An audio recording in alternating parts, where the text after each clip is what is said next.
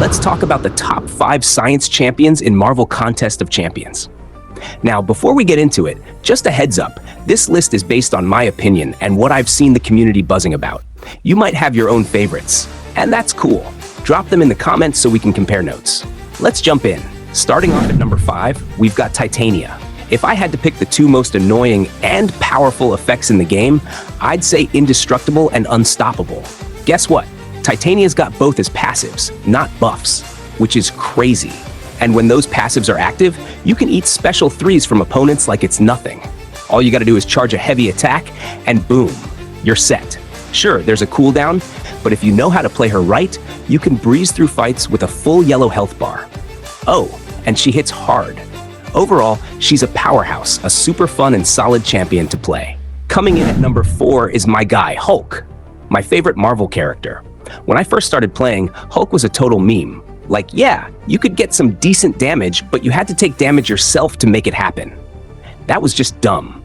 But now, oh man, after his buff, Hulk's an absolute monster. He went from trash tier to god tier. Once he hits 15 Furies, it's lights out. He hits so hard, it's ridiculous. If you've got him awakened in high sig, he's even a pain on defense because his basic hits pack a punch, and that passive unstoppable is just savage. But even unawakened, he's a beast on attack.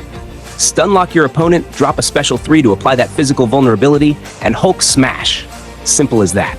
At number 3, we've got Photon. She's been my Battlegrounds MVP lately. Bleed immunity, power steal immunity, untouchable abilities. She's loaded with utility. Whether I'm using her for attack or throwing her on defense, she always delivers. Her damage output is crazy, and her utility just makes her so reliable. Photon's definitely a beast mode champ who can handle almost anything you throw at her.